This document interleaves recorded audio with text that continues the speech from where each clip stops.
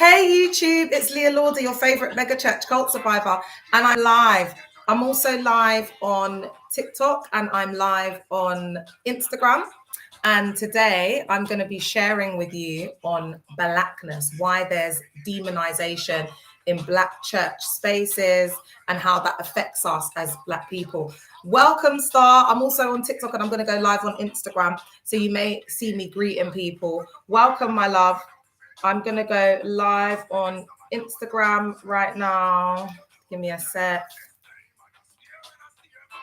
Hey, Instagram, it's your favorite mega church cult survivor, Leah Lauder, and I'm live. I'm also live on YouTube and I'm also live on TikTok. And today I'm going to be talking about demonization of Blackness in the Black church. Now, if you don't know who I am, I'm a mega church cult survivor and I spent 18 years in a mega church cult under Dagood and the Mills, and now I expose the hell out of them. All right.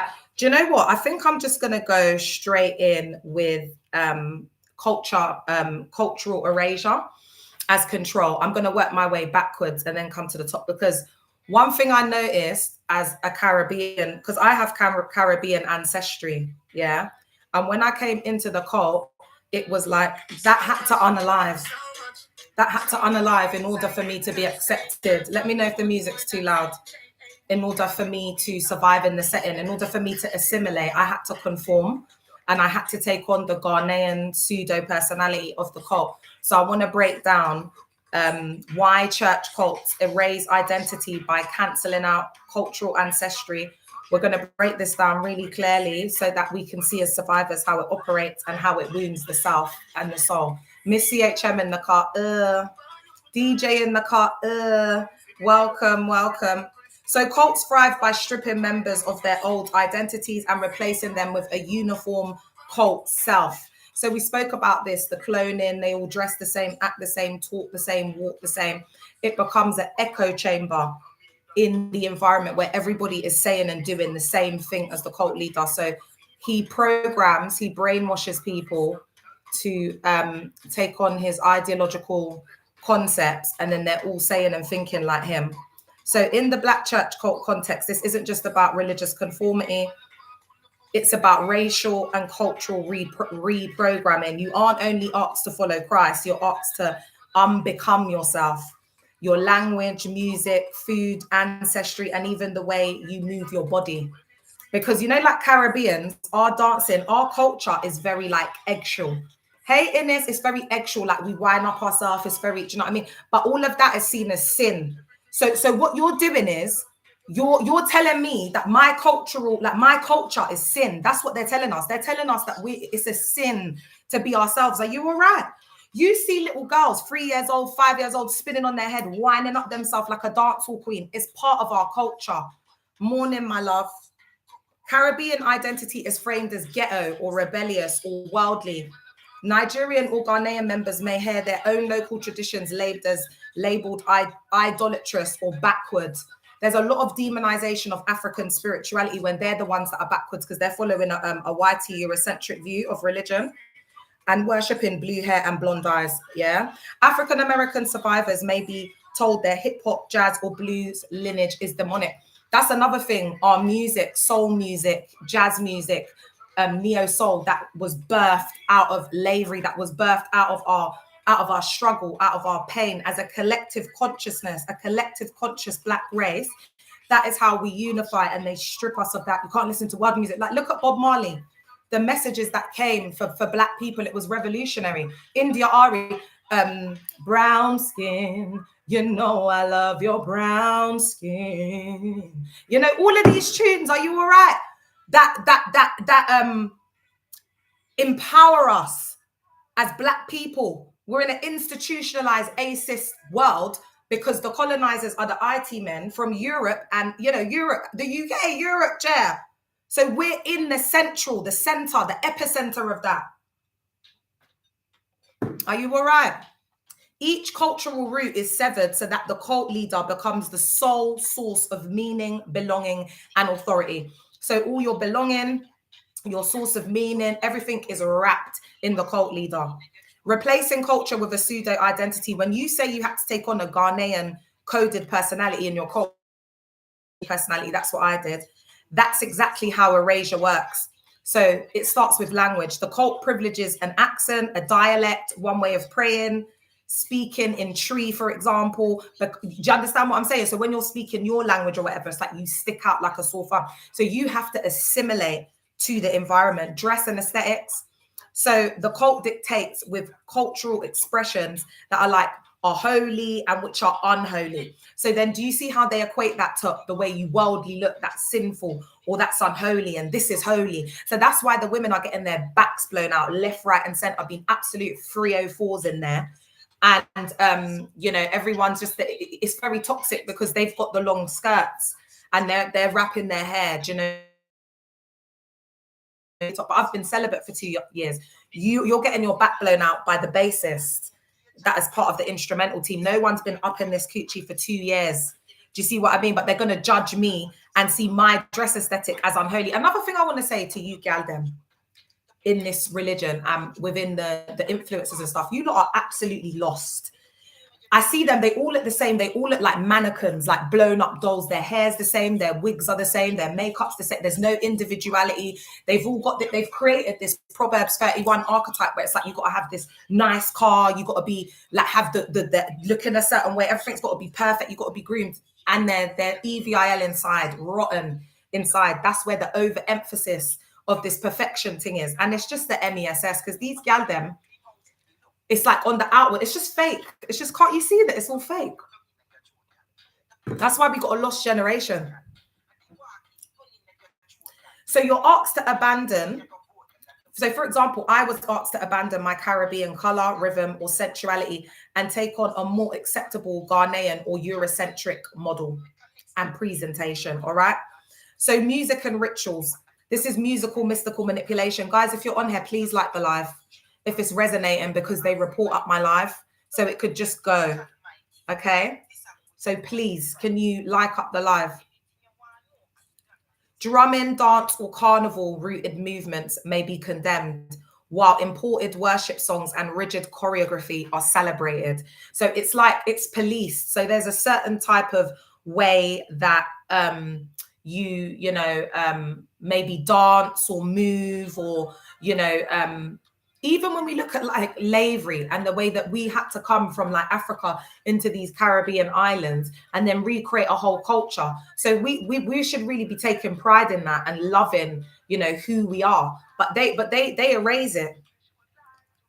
So the result is a pseudo personality, a constructed cult identity that erases ancestral layers and homogenizes everyone under one manufactured culture. So it's that cloning, it's that like there's no identity, like everybody is all the same. They're like in this cluster under one manufactured culture, and that manufactured culture is the culture of the house, the culture of the cult. They might have they might say things like, you need to catch the spirit of the house, you need to become a son or daughter of the house, you need to become a disciple, whatever it is. They'll have different ways that they'll say things, but it will be the same motives and the same characteristics are behind it.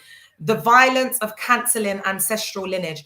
So in many African and diasporic cultures, ancestry, it's not just a history, it's living inheritance. Your grandmother's wisdom, your community's food and music, your lineage of survival, all of that is carried in you. And you see where it says your lineage of survival, there's a lot of toxic masculinity within the African diasporas, okay, where women wear ABUSE as the crown. There's really toxic things around cultures like women being an urban and a lave and things like that. So when these second gen church cult members like church cult hop to another church cult, because they want to leave their family church cult, what happens is they become more susceptible to the most toxic new age Christian church cults, especially the youth groups. They're the most toxic, they're the most ABUSE, and they treat them just like their parents. So they don't clock that it's ABUSE because their parents are ABUSE in them. So for a lot of these young people to wake up right now, they would have to see that their mum and dad was their abuser. Do you understand what I'm saying? Like they were emotionally neglected, they didn't feel loved, they were silenced. They can't talk to their mum. Like a lot of these kids that go to like RPF, Caris, First, like they can't talk to their mum. Their mum and dad tell them what to do. Do you understand what I'm saying? It's a dictatorship. So when they come into these spaces, it's like being at home. Do you understand what I'm saying? Like the mog, the porter is exactly like daddy. So that's why they can't see that it's ABUSE, because he's just like, the cult leader's just like their dad. And these kids are young. It's going to take them years to come to the realization of, oh my gosh, my parents caused me so much trauma and it was so toxic. And their brain is just forming, oh my God, I'm going to uni, or I'm becoming an adult, or I want to go out with my friends. They're not thinking about these things. Do you understand what I'm saying? So what's happening is the younger people that are coming out or coming to these realizations, I just want to say, big yourself up, because it must be really, really hard doing this so young. And I commend you, because I don't know if at that age I could have been able to do this. All right. So when a cult tells you to give that up, like your ancestry, your cultural thing, isolating you from your family, having that communication with your family, it's not just social pressure, it's spiritual violence, cutting you off from the gifts and wisdom of your bloodline, psychological fragmentation. So you feel like parts of yourself must unalive, and they bring in, you have to unalive to self. There's scriptures that they use to mystically manipulate and twist. One that they love to use is that old things are passed away, behold, we become a new creature. Okay, does that make sense? YouTube, Instagram, TikTok, yeah? So there's that psychological fragmentation where it's like you're unaliving to self, but they're using scriptures to twist and manipulate that ideological perspective. So you think you're unaliving to Christ, but you're unaliving to your ancestral traditions, your power. You're unaliving to your birthright through your blood lineage. And as you know, Black Africans from that diaspora, there's a lot of power. We've built a lot of civilizations. We've taught a lot of societies how to bath their skin. Don't play with me, babe. Don't play with me, babe. Don't play with me, babe. Don't play with me, babe. We taught people how to wash their skin outside in these streets, all right? All of the hygiene systems, everything, put our name on it. Let's not go there. And especially a lot of Black women whose efforts, inventions, contribution, transformations to society and civilization have been erased so that we don't find out the truth, yeah? All right. All right. So then we've got, so you feel like parts of yourself must unalive in order to be accepted. And they think they're putting on like this new personality, like it's a born again Christian. They're putting on that pseudo personality, but it's not real. It's just IT supremacy on period, point blank. Then we've got cultural amnesia. So younger generations lose access to heritage that would have grounded them in resilience and pride. So again, they're taking our power back. We don't even get taught the right history. And then what happens is these Black churches, they come and they enforce that same IT supremacy and that indoctrination. All right, that's all it is. It's just brainwashing. This is exactly how colonizers worked. They forced Africans to abandon languages, religions, and kinship structures, then replace them with European norms. Black church cults often repeat the colonial script, this time with Black faces enforcing the erasure.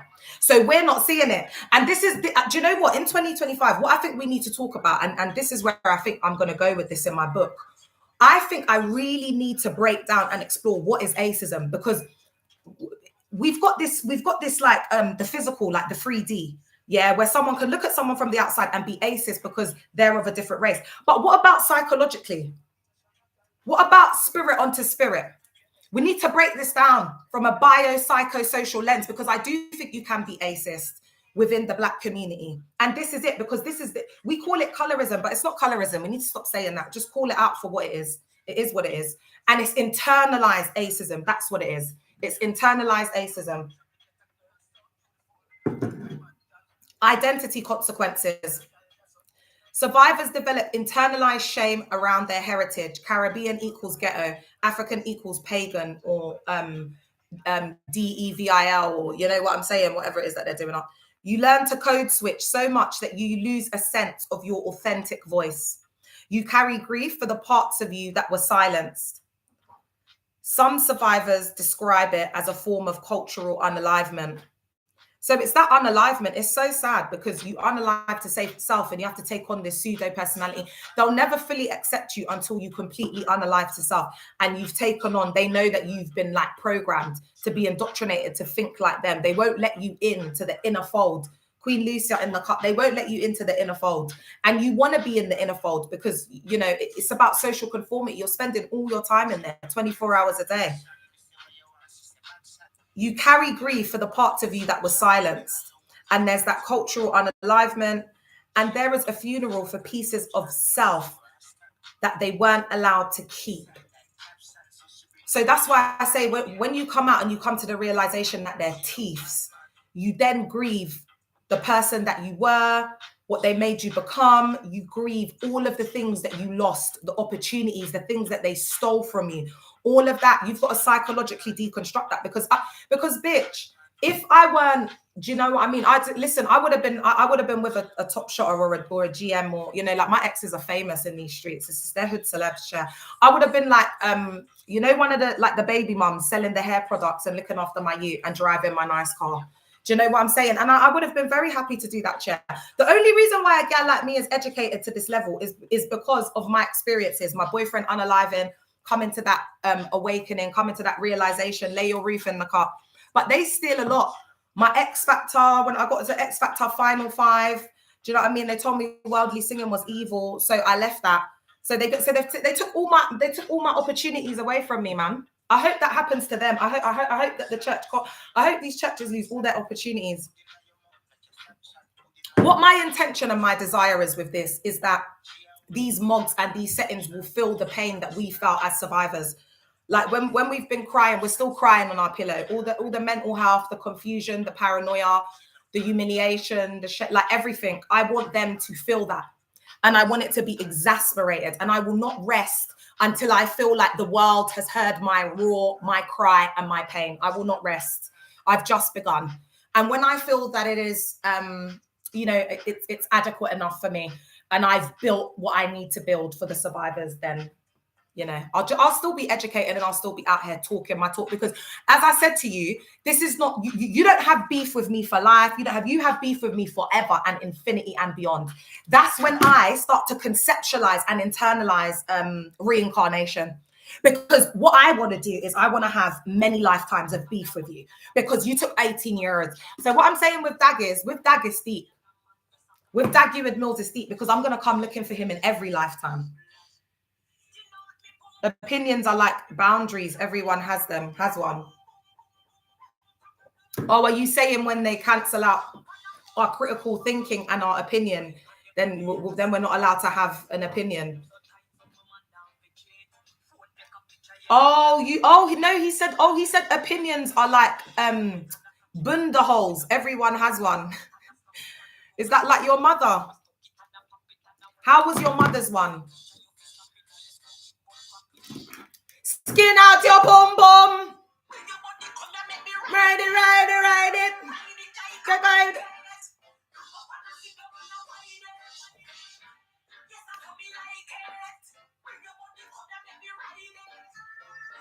It's like a...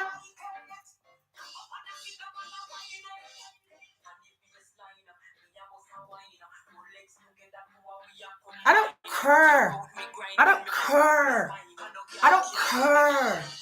don't care. Skin out your pum pum. I don't care, bro. Me not care.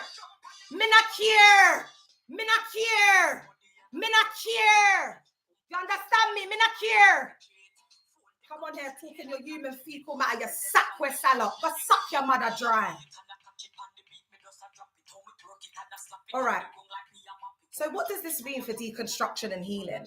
When you name this out loud, survivors can finally understand it was not you who was in the wrong. It was the cult reproducing colonizer tactics inside the church. Your culture is not ghetto or less than. It is a sacred lineage, a living library of survival, creativity, and resistance. And I'm going to put resilience. Because as I said, I'm proud to be from the ghetto. I'm proud to be a hood princess. Minak here, because that's what made me who I am today. That's what gave me resilience. That's why I'm the only one who's come out and beefing all of them, because Minak here. Because when you grow up from the hood, it's survival of the fittest. It's like me against the world. It's take it on, Minak here. That way that I'm inclined, yeah. Oh, the way that I'm inclined, yeah. I don't care. Someone reported me for playing music on Instagram. And when that girl came on, there was a girl that came on and I just got a vibe from her. I just thought she's given, like, you know, that 304. I could sense the 304 like spirit. Do you understand? And I was gonna block her. And I said, oh no, let me just say, because there's only 2 people on there. Let me leave it. They're just haters. That's all it is. They're just haters. They're just a bag of haters. I got rhythm, I can dance, I can sing, I'm smart, I'm beautiful. They can't handle that. They can't handle that. That's why, for me, I like, now that I've come out and I'm like, you know, healing and whatever, I could see that they were just a bag of haters. They were all scented HJ in the car. They were all haters. They were all, but because I'm I'm who I am. So it's like, I'm not seeing these gal dem as being, because they do it so, I can't even explain it in the church, but they do it like so, they're so wicked in there, man. All right, let me go live again from Instagram, chair. I'm not going to do up the music. Hey, Instagram, I'm back. Someone reported the live. So this is just the part 2 Insta. So I'm going to give you some key truths for survivors. Then we're really going to get into it, guys. This is just my introduction. So key truth for survivors. When a church cult forces you to erase your culture, it is not about holiness. It is about colonization. They're asking you to bury your ancestors, bury your past, bury your lineage, bury all of the wisdom from your family in order to belong to them. It's all about possession. That is slavery revisited, not salvation. So it's slavery. It's not salvation. And I've got to do some content on this. All right. So now we're really going to get into it, guys. Are you lot ready? So what I wanted to look at, because what's triggered all of this for me is Ginger J. I wasn't going to talk on the topic because I just really, I know that there's things that obviously it fits into the blackness and the race discourse or whatever in the church cult, but you remember I said, I don't like talking about race and getting into it because I only see the human race. Do you understand what I'm saying? And I've got a very mixed family. I've got nieces with blue eyes and blonde hair, like bright blonde hair. I just don't see color. And when I do start to discuss it, I do, because I'm a black woman. Do you know what I mean? I carry all of that trauma, all of that. Let me turn off my heating, guys. All of that. Yeah, all of that trauma from my ancestors. I carry it in my loins. Are you all right?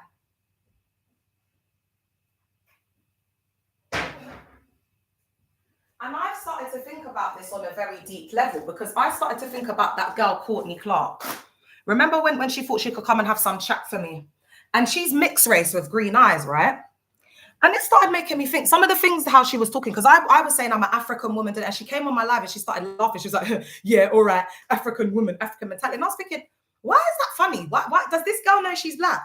Like, does she know she's a black woman? Because there's no whitey person that's going to look at Courtney Clark, whether you've got them green eyes, my love, because your features are very black. So she's very fair skinned. I'm darker skinned than her, but her features are a lot more black than mine, yeah. So, you know, it's all right. Let me just I need to be good.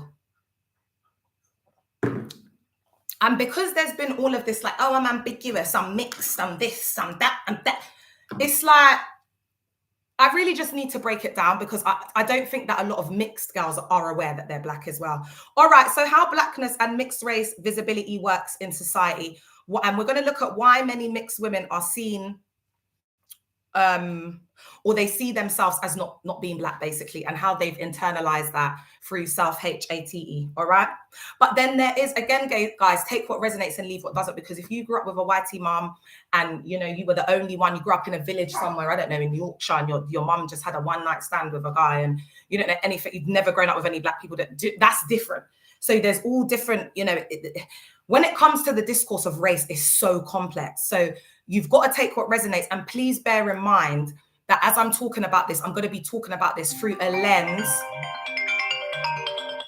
I'm on live, babe. I'll call you back.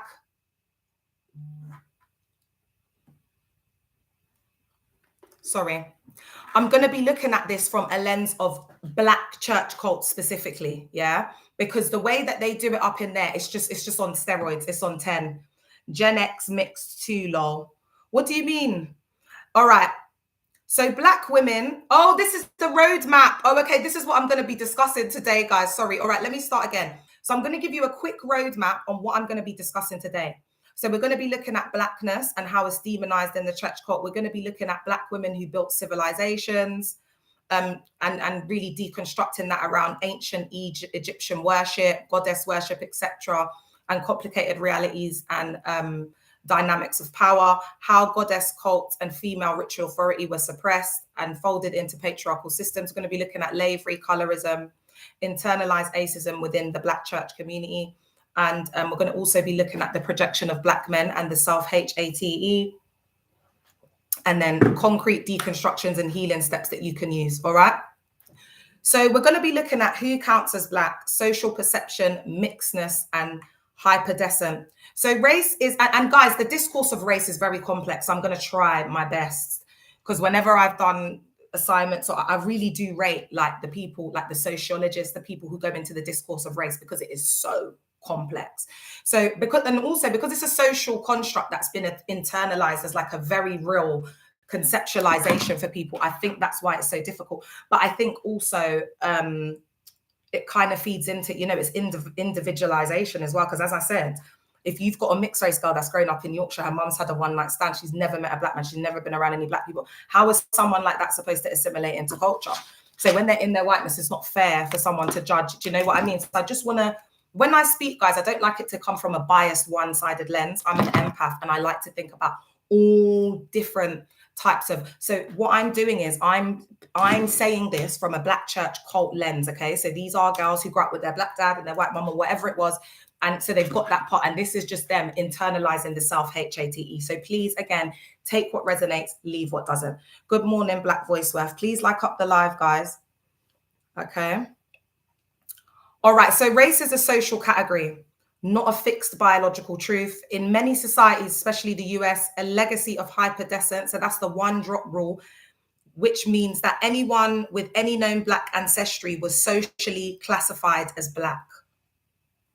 Okay, so this was when people used to pass back in the day, I believe.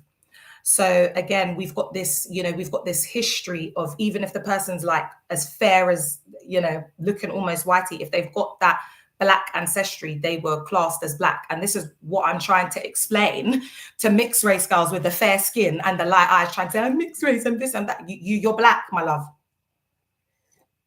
It's called hyperdescent. All right, gal them. All right. And I just want to say big up my mum, because my mum's a queen. I think if my mum looks, she's a beautiful woman. And if she wasn't in her Blackness, she wouldn't have taught me to be that way inclined. And I'm aware that a lot of women have grown up with mothers that hate themselves. Okay. Have I got mods on here? So they bleach their skin. They've been teaching their daughters that their skin is not beautiful, all right? Whether that's a subconscious thing, because your mum can teach you about being a queen all day. But if she's going and bleaching her skin for the gods, what she's teaching you is that Black skin is not beautiful, all right? That's on period point Black. So you lot need to take a reality check and look in that mirror, yeah? And start to, instead of you lot doing up Sunday service, you need to be doing up deconstructing why mummy's bleaching, all right? And how that makes you feel, how that's affected your subconscious psyche being a dark-skinned daughter. All right. So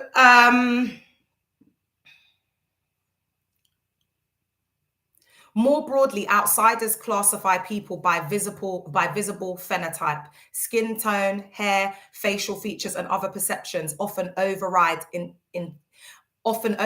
internal or familial identity. So that's why I'm saying these mixed gaddam like Courtney Clark with the green eyes, but you've got a very Black nose, my love. So they're never going to see you a day in my life and think, oh, that girl's like us. That's what I'm saying. They're going to see you as Black, babe. Do you understand what I'm saying? So again, I'm just seeing, and a lot of women come into these spaces with these ideologies. Do you see why it's really dangerous? And then they've got the whitey supremacy. It's very whitey coded. So a girl like that with an EVIL heart that HATEs herself and doesn't even know who she is sitting on the internet trying to teach other girls and trying to put herself up there as like a Christian influencer and teacher. And they got born again for 6 months. This is crazy. That's why many mixed race women, regardless of how they self-identify, are socially treated as Black. A white pastor won't necessarily think mixed. They'll read phenotype, history, and social context. It doesn't matter if you've got 3B, 2B hair. Once that hair's curly with ringlets, it's got them curls in it, they know that you're not that. All right. Implication for your audience. So identity is lived.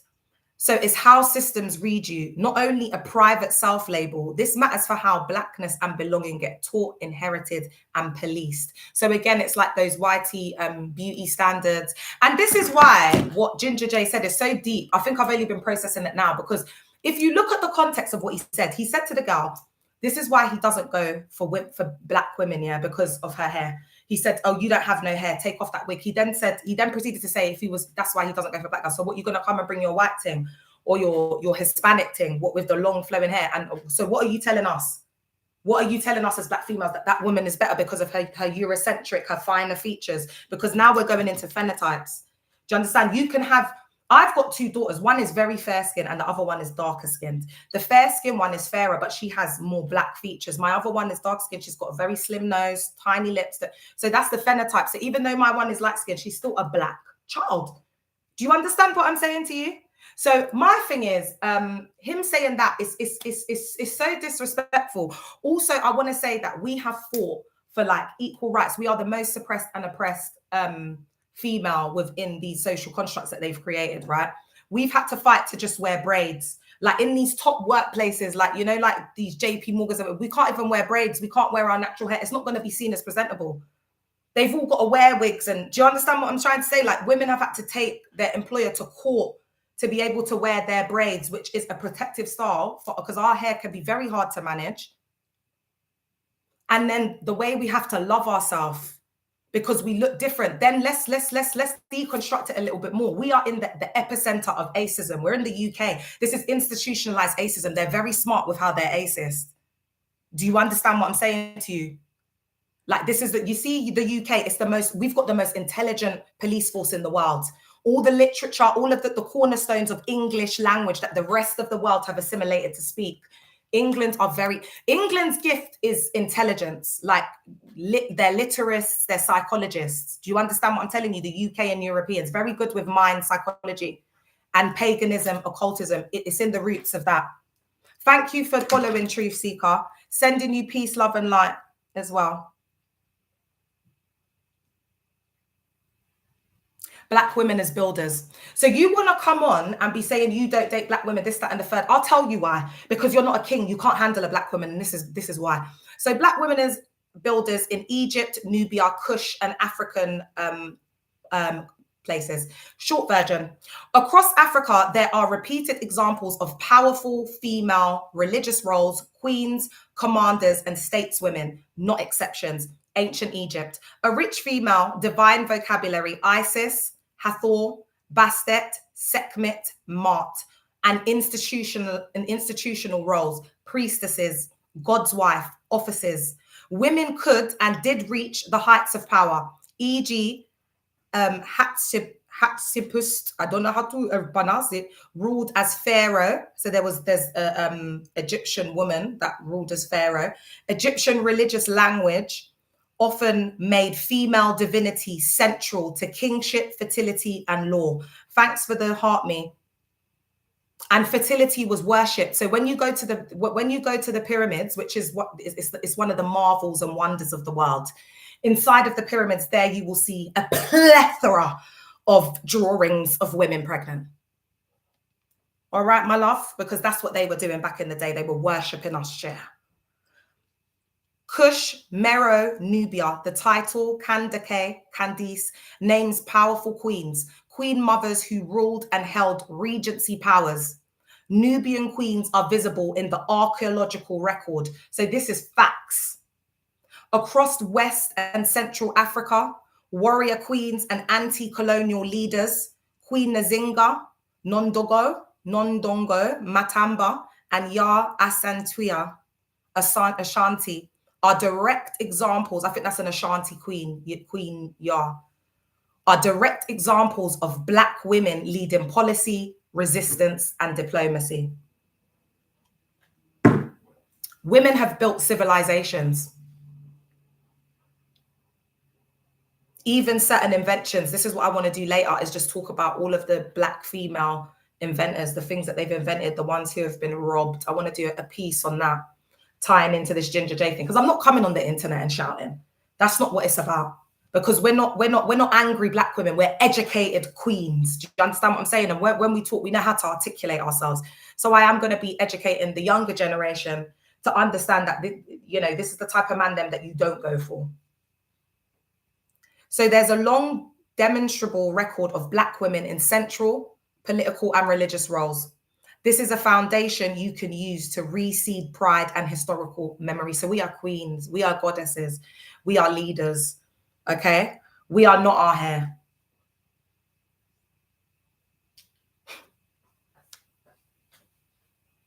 Man like this doesn't even understand what hair is. It's a crown. Do you know what? I really hope that he comes across a Becky that really teaches him. Guys, I guarantee, see these type of man them, just queens, my melanin queens, just sit back. We'll be watching, and when that happens, we'll be like, I told you. You don't come for the Black queens, babe. You don't do that. We're sacred. You don't come for us. It will never be well for you.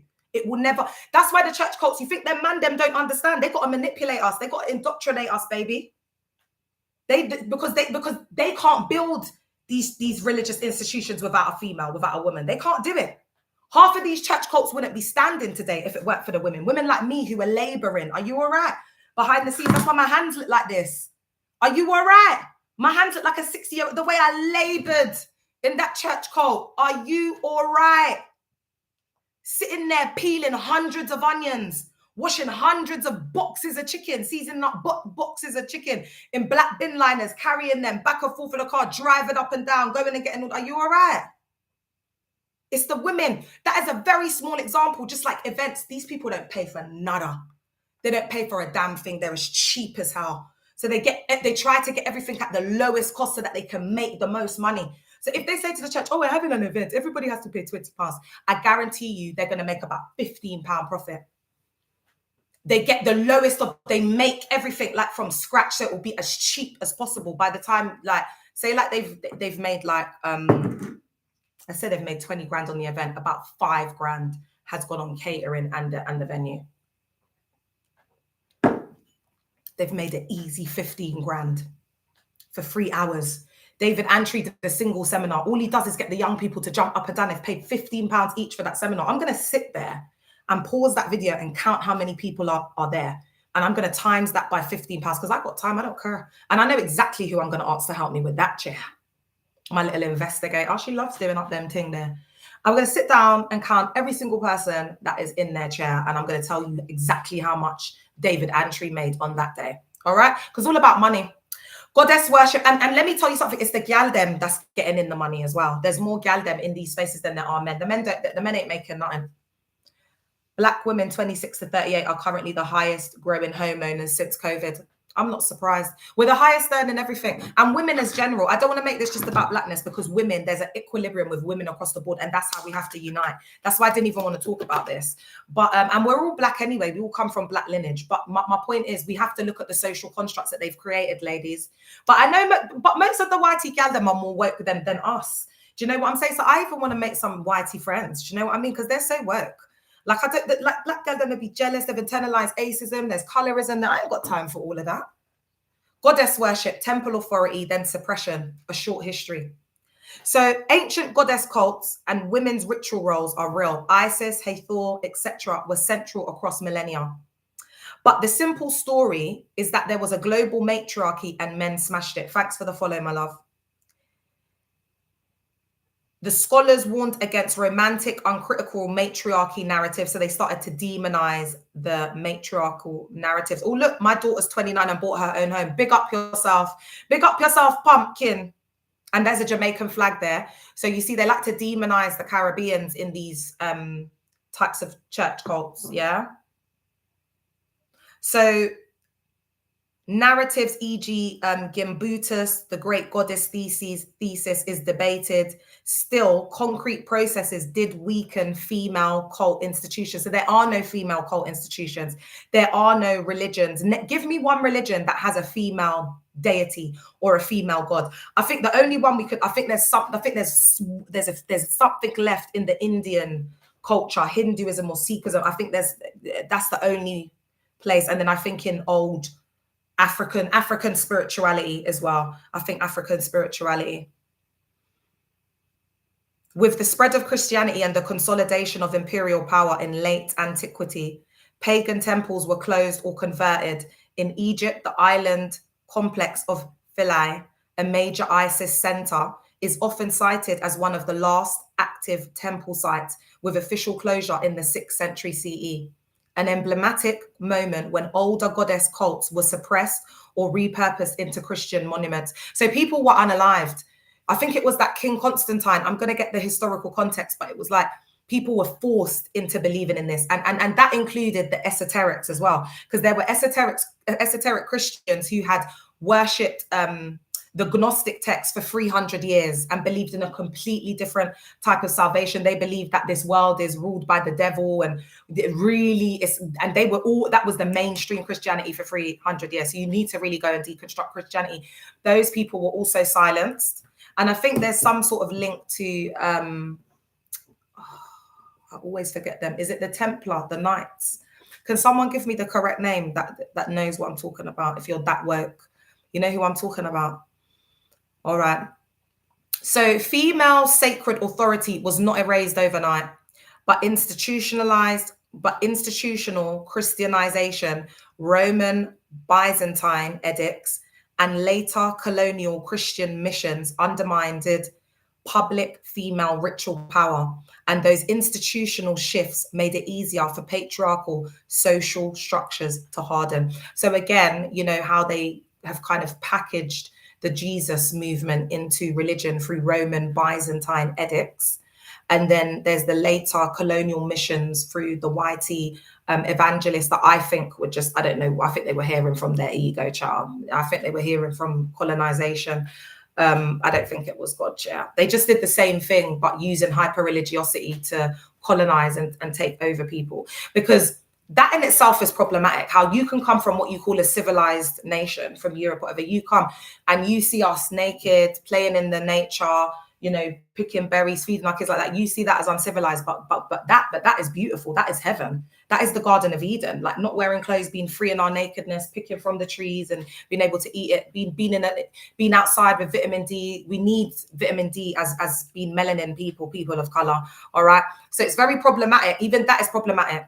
How the colonizers had that perception to be like, we need to go and fix them. We need to go and give them another gospel. That in itself is very, it's cultic. It's a very narrow-minded, dogmatic, black and white way of thinking. It's also showing white supremacy and superiority and grandiose ideologies that they have of self, thinking that they are the supreme race. And where that comes from, I think again it's because because we're all one race, we're just darker shades, that's all. It's black is all one shade. So I think they were threatened by the darker skinned people that were like creating civilizations, transforming and shaping the world and this, that and the third. And so I do think that there's a lot of fear. There's a lot of fear that I think is internalized there. And as a result, I think they couldn't take over the black man biologically with their strength, like, fist to fist. So they had to do it through psychological means. And we were very much like lovers of nature, like, just very like loving and welcoming. We didn't see this coming. Yeah. So they used their psychology. Remember I said to you, like, that's their black magic. The Europeans, the pagans, sorry, I don't want to say it's the dark side. I'm not demonizing pagans. I love y'all. I'm just saying this is the roots of where it's coming from. Okay, that's why the magic is so powerful. They've had to lock it away in the Vatican. People can't have access like to the dark magic, but it still exists. It's still there. Important nuance. Archaeologists urge caution. Goddess images don't automatically mean women had political rule. Still, loss of temple power had material consequences for women's ritual roles. Women, you know, I don't care if it's showing political rule. What it is showing is that we were worshipped. And now it's just men that are worshipped. Father, Son, Holy Spirit is genderless. Do you understand? How is it that we've got Father, Son, and then, oh, the Holy Spirit is genderless, and that's supposed to be like you're like connected to your intuition, your emotions, your whatever. Yeah. Mega church cults are your mother is deluded. A mega church cult is a church. It's a high control group, but don't focus so much on the mega, because these little pastors in backdoor church cults with their shiny suits and black leopard black, they're called shoes, crocodile shoes. There's about 20 people in there, but they've got the mind, because remember, they're not well. So they're all religious psychos, but it's just the ones that they might be more articulate, or they might be like a good speaker. They might be very eloquent, so more people follow them. They might have but these bush guys who just come over, you know, just trying to make money, they're only going to get really vulnerable people from their diaspora. But again, it's that psychosis, because they think that they're a mega church pastor, like that's the vision. So they'll be pushing everyone and pressuring everyone, pushing their mind, body, soul to the absolute maximum for them to lave themselves out for the cult. Does that make sense? Lavery, colorism, internalized racism inside the community. No one knows for sure. That's why knowledge is power, you see. That's why we have think tanks like this, where we can discuss knowledge and we can raise the collective consciousness to go out and do the same. All right, Muffin? Okay. So, and this is what we're going to move on today, is internalized acism within the community. And that's what Ginger J stands for. Ines, I see you. Thank you, Queen. The Atlantic Lave economy created an explicit hierarchy where lighter skinned enslaved people. So this is the lave economy, where they would buy laves. Okay. All right. So we're seeing that the YT lave masters would even buy the lighter skinned women that were beautiful. And so it stems from there. And it's that validation from men. Yeah. So if you're a dark skinned woman, you will carry this epigenetically in your loins. So this is why you need to deprogram and deconstruct. This is why mummy bleaches. This is why mummy used to tell you about your features and whatever.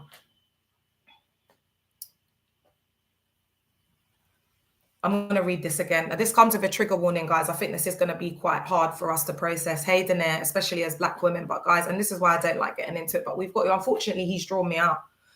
So the Atlantic lave economy created an explicit hierarchy where lighter-skinned enslaved people, often the product of actual exploitation by white men. So what we started to see is the lighter-skinned laves as a result of the actual exploitation. So eating from the Great Bowl, the SA, they were just violating us. So when he turns around and says, have you got hair under that, this and that, do you see how deep it goes? This man should be cancelled and never show his face outside in these streets again.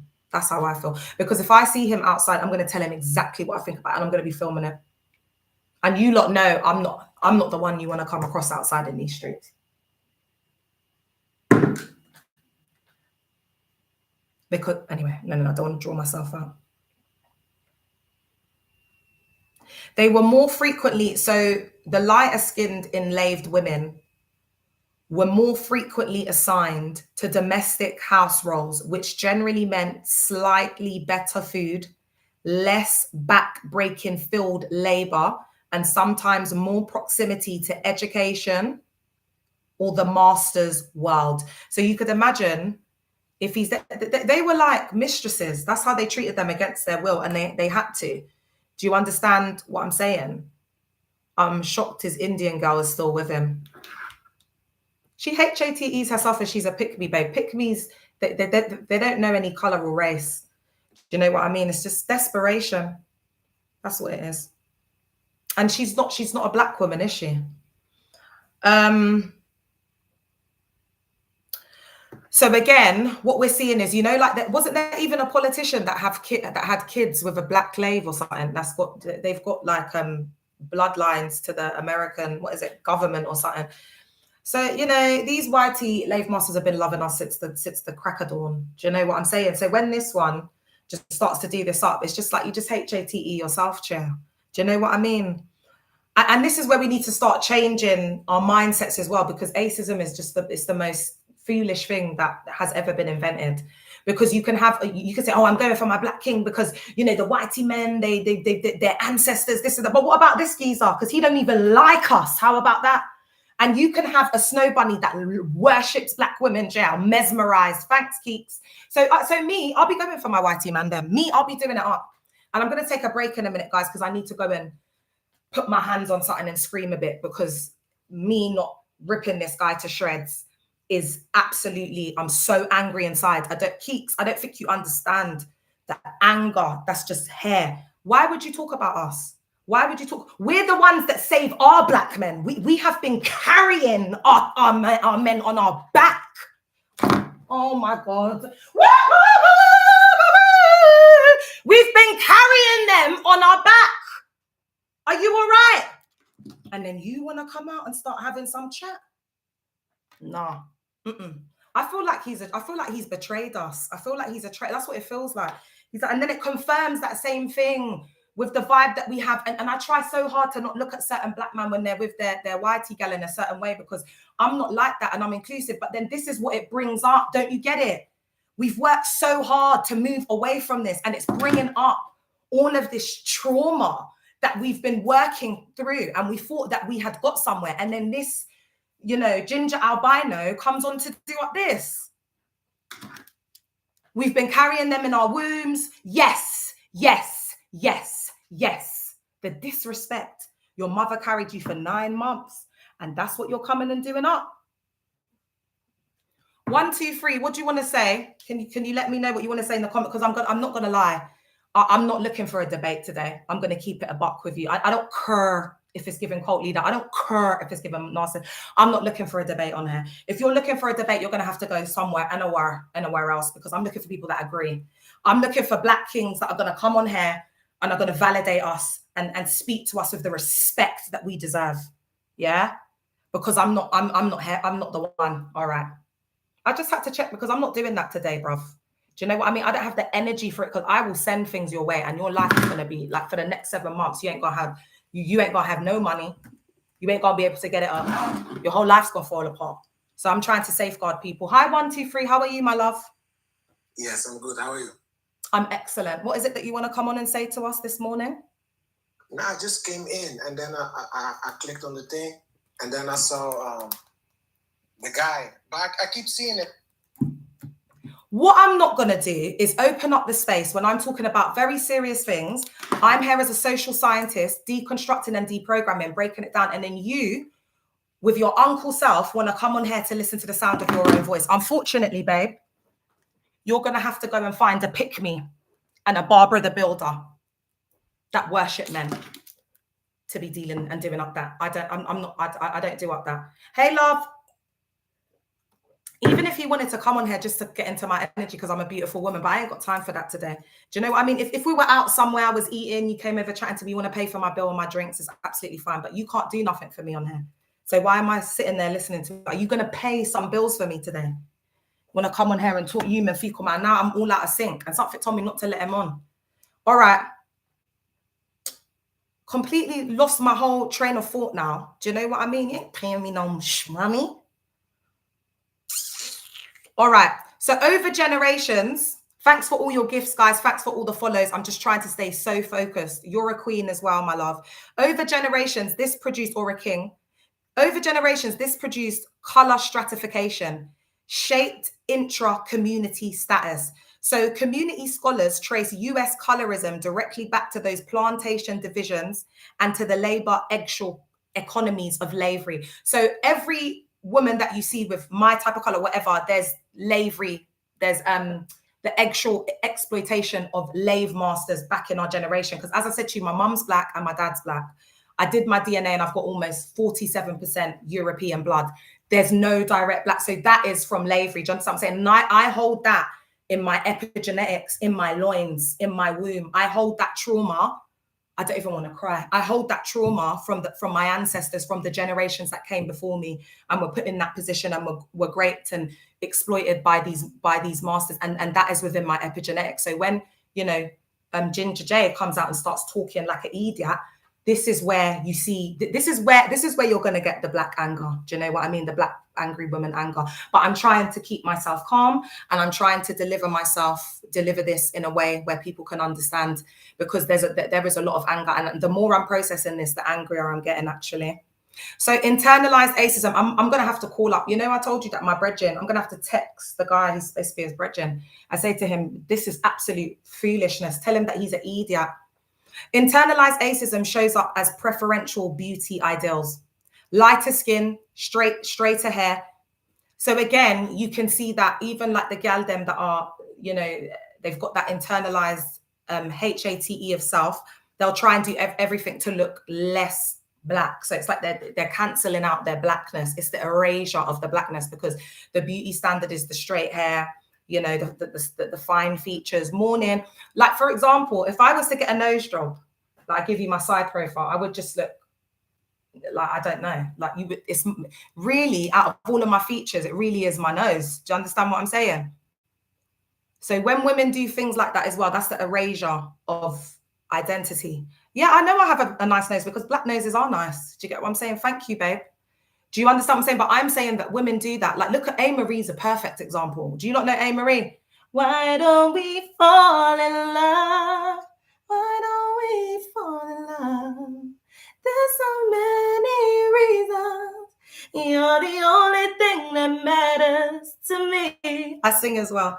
So when she got that nose job, now she's just looking like straight up Korean. Whereas before you could see that she was a Blasian. Do you understand? And I'm not coming for gal them, because, you know, you've got to do what you can do if it makes you happy. You know, it's all about loving self. But still, there are some women who do this. Do you understand the erasure of the blackness? Do you get what I'm trying to say? Because they HATE self. Because we've been told that our blackness is not beautiful. Do you get it? So this is where it all stems from. So that's why you get a dark-skinned woman, because her mum hasn't been a queen. She's taught her to HATE themselves. Hey, black orchid. So now when she sees a lighter skinned woman, she's projecting that, because her mum thinks that the lighter skinned woman is more desired or whatever, especially in marriages. If the woman's like had an affair, you know, all of that, like that secondhand trauma that child internalizes is crazy. And then they go around and having that HATE in their heart for other women. So I really hope that the next generations, there's been a lot of failings of just mothers who haven't healed, man. And a lot of the kids are having to like take on that role of having to, like, you know, deconstruct their parents' trauma. And it's so sad. Oh God, Marie, we said it at the same time. It's a sad cycle, because those parents will probably never wake up. So they're just doing that to understand why their parent is so vacant. And this is why I think it's helping and setting free and emancipating a lot of young people. I think I'm starting to process the impact of what I'm doing, actually, because a lot of these kids, they just don't have this awareness. And if they can get the awareness younger, then they can find healthier spaces to attend, and hopefully just have more of a balanced life where they love themselves and they're not carrying that trauma and repeating cycles of marrying someone that they HATE, and then the men end up having affairs like their dads, and then the wife ends up staying like their mom. Oh, I didn't even say hi to Rafe. Oh, when he comes back on. So, gosh, where was I, guys? Okay. Internalized acism shows up as preferential beauty ideals, lighter skin, straighter hair, different marriage, valuing partners, patterns, and intra-community policing. So again, within the African community, it's like that fair skin is really desired. It's like, you know, like a fair skinned woman that maybe doesn't come from a certain background or family will be, just because of the color, like they'll be seen as, do you understand what I'm saying? Like, I don't know, it's just like, it's a supremacy thing, isn't it? That happens a lot. Like, example, I know one of the main reasons why I was accepted, you know, when I got married and stuff, is because I was the way I look and I spoke the way I spoke. Do you understand what I'm saying? So, share. That internalization is psychological and structural. It's produced by long systems and reinforced by media, law, and economy. So why some black men like Ginger J have self-HATE onto black women? Let's look at the theory and psychology.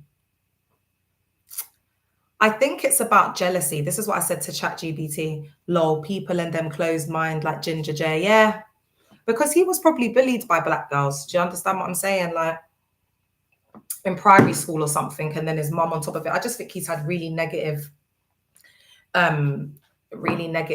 experiences with black women because he's so insecure, and the woman that's supposed to love him. And but I saw a video with the mom and it looked like they're more brethrens. I don't know, man. It's just a mess. So yes, it's about jealousy, but it's multi-layered. Internalized racial injury and ego wounding. So Fanon analyzed how colonialism implants a split self. The colonized internalizes the oppressor's gaze and then experiences shame, anger, a drive to become the other, or else bitterness at being denied full humanity. That psychic wound can be turned outwards as contempt or criticism of women in one's own group. So again, do you see how it goes back to like colonialism? Woo! Yes, girl, clock it. Do you see how it goes back to like that internalized ageism with the men and how they've been treated by, the colonizer? There's that, so they project onto the women. Do you understand? Does that make sense, guys? Let me know, because I've tried to explain that in the most simplistic way I possibly can. Patriarchy plus constrained masculine scripts. Patriarchy teaches men to measure worth by control, dominance, and visible success. Church planted. We need 10 more church. We need more people. That's patriarchy. And all of the systems of patriarchy, there's a narcissistic collapse happening, and that is why they're gonna fight till the wheels fall off. Do you know what I mean? They're gonna be on this thing until the walls fall off. Do you get what I'm saying?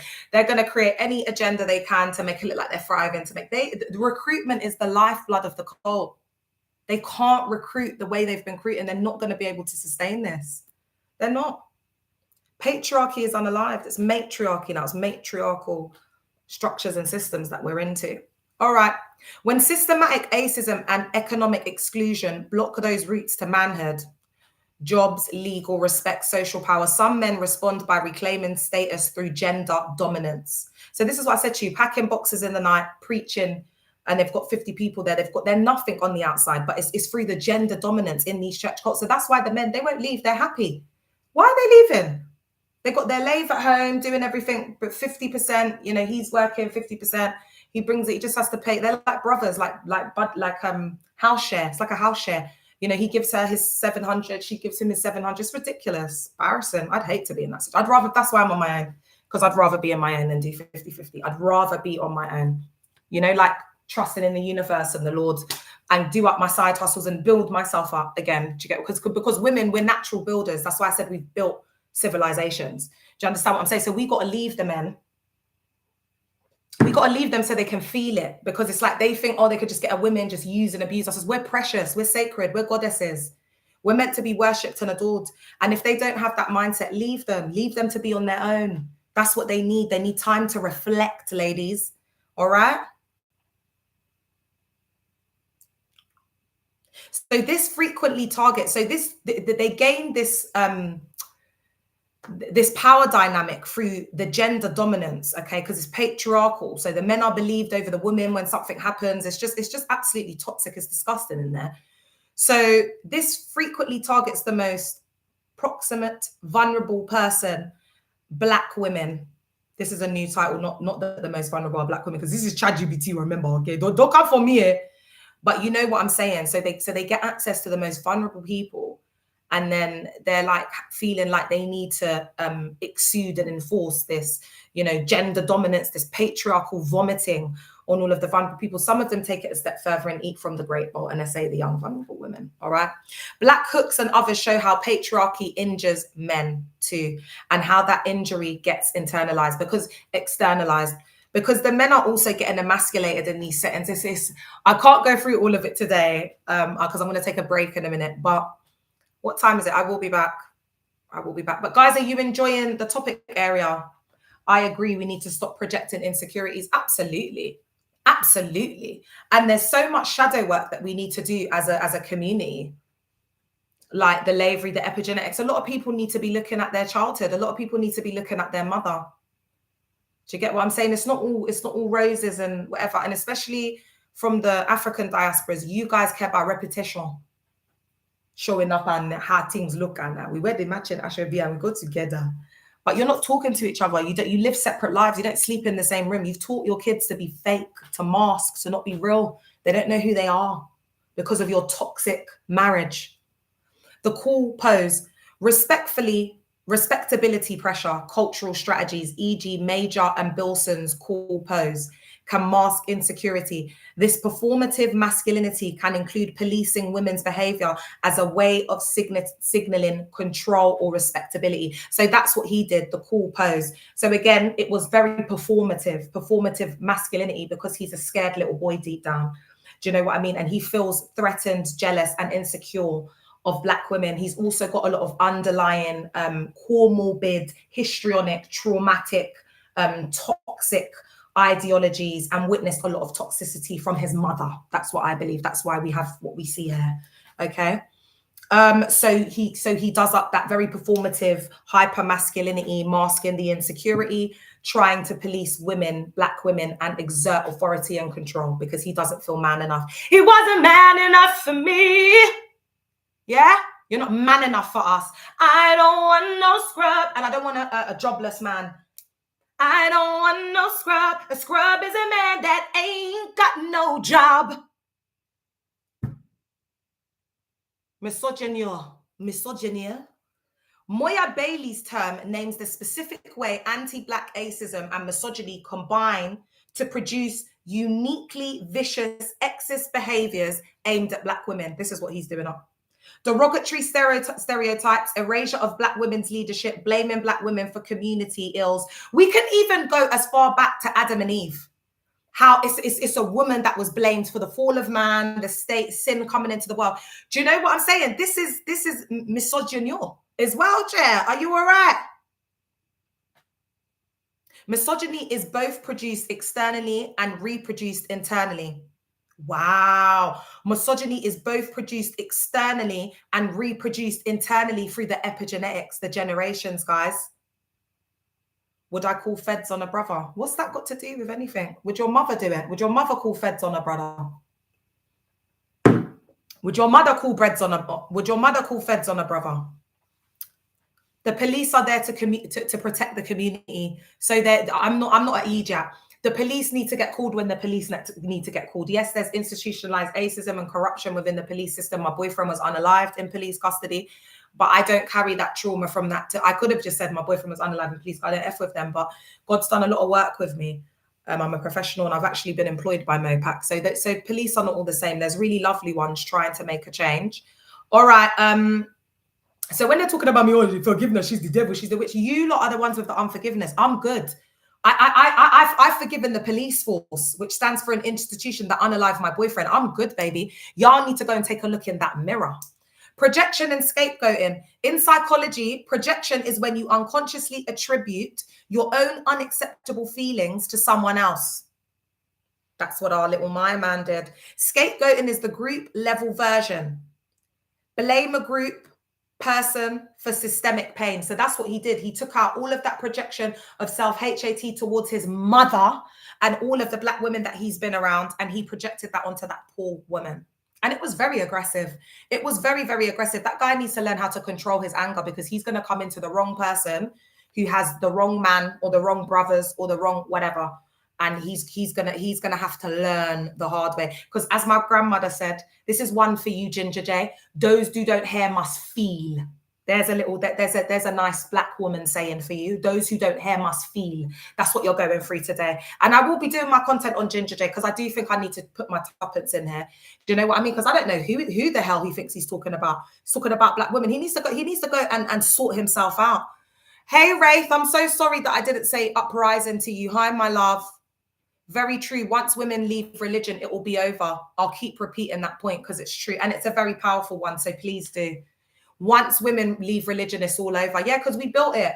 We're the building blocks of religion, but it's been smothered and cast in frigging patriarchy and misogyny. Watch when mainly the gal them that are leaving, they're going to be left with the men, because the men are the only ones who feel comfortable in that setting because it all goes their way.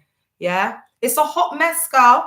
Women, start taking a stand and walking out of these environments. The first ladies, the wogs, they're jealous, they're insecure. Do you get what I'm trying to say? It's a toxic environment, man. Just walk out. Walk out. All of them praise and worship leaders and whatever, they should bloody well walk out, deconstruct, and stop creating frigging music online. Because I was thinking today, I was listening to a lot of the 90s stuff, and I was thinking, I love my 90s music, but it's all about men. Dust yourself off and try again, again. You into me, but I can let it go so easily. Not till I see what this could be eternally.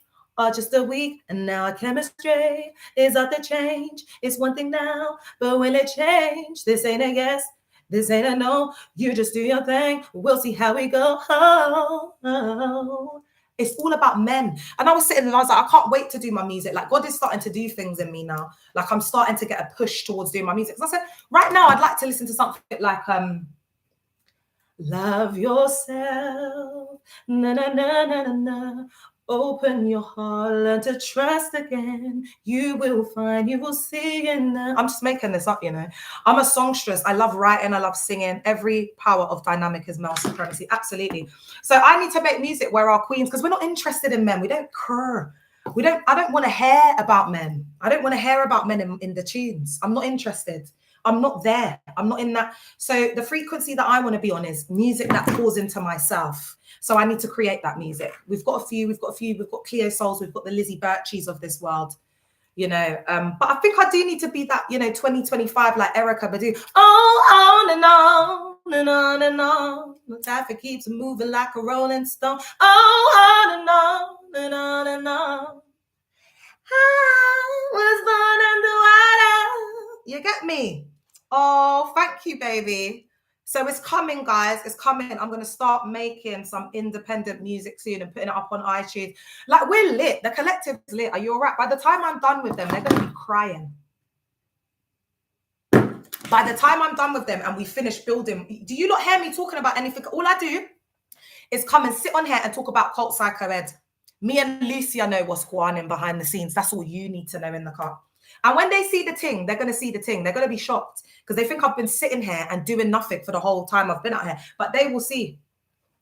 Remember, write down the date. They will see. We're building what we're building, but we're building it behind the scenes and in silence. Because now you're dealing with spiritual gangsters. Do you understand what I'm saying? That's what you're dealing with now. Yeah? Real life survivors in the car. All right. So this projection and scapegoating. I'm going to have to read this bit again, you know. All right, scapegoating is the group level version where there's the blame, where they blame a group or person for systemic pain. Both are common responses when people have no safe route to process deep shame, grief, or structural frustration. So again, that Ginger J was drawn out, but he was not drawn out, sorry. He was feeling shame because he's shameful. It's absolutely embarrassing. So he must have felt the embarrassment. And if he's come from that type of mum that canoodles him, he's the golden child, that hasn't disciplined him, he can do no wrong. And it's given that. She's created a monster. That's why he ended up doing it 11 years. Have you not seen what it was all about? So when opportunities to resolve economic structural injury are blocked, projection onto proximate targets increases, okay? So it's like a narcissistic injury. It's like his ego's been bruised. So now it's like that. We see that performative hypermasculinity where he's like just projecting and taking all of his anger and his unresolved trauma. And all the girl said was whatever she said. Why are you talking? You're taking out all your childhood trauma, all of your anger issues, all of your trauma from being locked up. They won't let him out. No. You get me? You're taking out, like, someone please call 911. Come and collect him. Come on. Actually, I want to exchange Ginger J for Prince Harry. I don't want him. I want to, we have, as a Black community, I am the public announcer. We are exchanging Ginger J for Prince Harry. Come, I want him. He's no longer part of the community. He's going to have to go to his Becky and going to get accepted in there.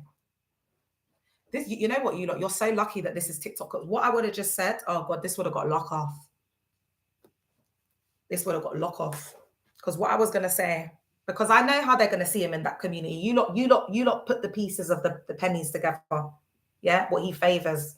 So put together, we're going to put this all together. Jealousy can be a factor, e.g. envy of women's actual autonomy or perceived social capital. Also, because as we were saying, women are actually becoming higher earners, all right? We're more educated, we're more everything. And what's happening now is the men are feeling insecure. But what it's doing is it's making the men sit up and go and work and do what they're supposed to do and be providers, because they've been living off women, sponging off women and building. All of these successful men, whatever, they've built that off the back of a woman. Do you understand what I'm saying? Like, who held them down? Who was with them? Who was holding their hand? Who was encouraging them? It's the energy, energetically, the woman going and taking the extra jobs that he could follow his dreams. Do you understand what I'm saying? He's not bringing in a proper paycheck, spirit of the truth in the cup. He's not bringing home a proper paycheck. She's the one breaking her back, working full time whilst he's doing ad hoc things there so that he can work on his invention or his entrepreneur. And then when he busts and he makes it, what does he go and do? Get someone like me and spends all the money on her and keeps doing the same thing with the lathe, because that's how he sees her. There's no respect. He hasn't done anything to earn her. He doesn't prize her. She prizes him. She feels more lucky to be with him than he feels to be with her. She doesn't value herself. I'd never get married again. Do you know what I'm saying? I never live with a man again either. I don't want to live with a man. It's not an enjoyable experience for me. You have your own yard. I'll have my own yard. I like my peace. I am a spiritual woman. I have a very close connection with God. The only way I could maybe envisage it, because I do get rich men, if he had like an annex, like an outdoor house, do you know what I mean? And he wanted me to stay for a period of time. If he built me or had an annex outside where I could have my own studio, because I need that space, I need my creative space. So I do date rich men. So if he gave me, because they're like that, if he gave me an alternative like that, where he created a studio for me in his home, or, you know, renovated the basement. Yeah! Okay, baby, let me go get my bags, man. Where am I gonna stay? Why you built me a whole inclusive apartment down here, Chad? Oh, okay, I see you. Okay, you watch your girl. You watch your girl head, because sometimes I don't want to be with you. Sometimes I might be laying there in the night, and then God might drop a rhythm or a song into my heart. Like, I need that creative flow. No, I don't even think I'll be able to do it with the studio. I'll be there. He might get me there a bit longer, like maybe an extra day, but I can't do it. I have to have time by myself in my own space. So I don't want a man there like 24/7. My ex-husband, he loves them kids. They're his world. They're the best thing he's got going. Have you seen my kids? My kids are spectacular. He's very involved. I don't need a man to pay for my kids. I don't need a man to be my kid's daddy. I don't need that. Their dad is very involved. That's why I don't chat my ex-husband, because he's a fantastic father. Let me tell you that, Chair. There ain't nothing that he don't do for them kids. Physically, monetary, everything in it. Do you understand? So I don't need no man. I'm free. When I'm 40, my kids are going to be grown, going to school by themselves, Chair. Do you know what I'm saying? Men are here. And this is why the men get jealous. Do you know what I mean? Because they can't handle this melanin black queen energy. They can't handle it. That's why Ginger J's doing up what he's doing. It's disgraceful. So the root drivers are colonial injury, structural emasculation, patriarchal training, media stereotypes, and colorist hierarchies, all playing out psychologically via projection and scapegoating. That's why the problem is systemic, not just interpersonal. And this is why it makes it so deep, because he's a product of that systemic, very problematic way of thinking. And there's just so many layers to this. And I think, as a healing community on TikTok, because this is where I think it's going now. Thank you, my love. As a healing community on TikTok, we do have to unpack this. And I think that the content creators that have the knowledge and awareness, I think we should have like a vocal presence on TikTok where we are speaking about this and really breaking it down and making people understand, so we can heighten the collective consciousness. So as these lives are going on, people who then come and contribute will be hearing different different ideological hypotheses and perspectives, so that our Black people can go and conduct themselves very well on these lives. Because I think it's about, all of the kings and queens, the educators, the knowledge seekers, the truth seekers, was really coming on and really backing it now, because we can't have this disgraceful representation of our race outside in these streets. All right. And that's why you don't go for queens, because look at when I was looking back on the live I did yesterday, it was just like, ooh, ooh, ooh, ooh, ooh, every minute for this guy. Hey Alita, thank you for the heart me's designs. Thanks for the follow. Do you understand what I'm saying? Because the way we are, it's just, if you get on the wrong side of us, oh, you gonna feel that fire on your body crease. You gonna feel that, you're gonna feel that pepper. Do you understand what I'm saying? I'm not the one that Ginger J wants to be jumping on this chair, but it's too late. Yeah, it's too late. It's too late. The disrespect is too much. I can't have it. Do you understand what I'm saying? And I'm like them gal who, I'm not the darkest, but my mind is like that. Do you understand what I'm telling you? Like, as I said to you, I've got a daughter that's like, I don't even want to say his color, like red skin, my daughter's very fair. Like, do you know what I'm saying? Like when she was a baby, that she looked white. Do you get it? And then my other daughter who's darker, like they're two completely different shades. Do you get it? So when I hear people talking about dark-skinned women, you're talking about me, bro.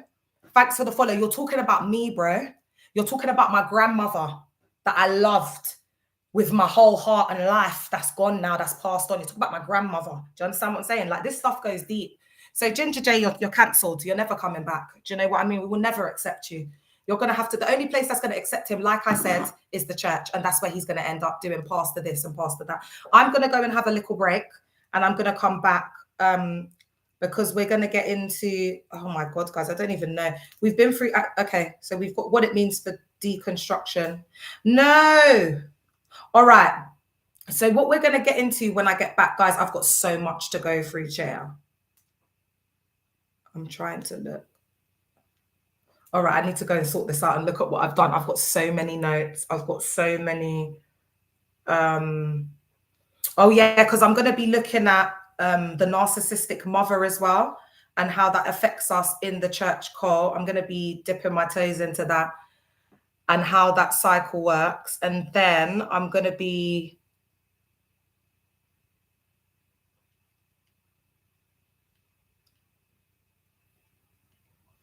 Sorry, guys, one sec.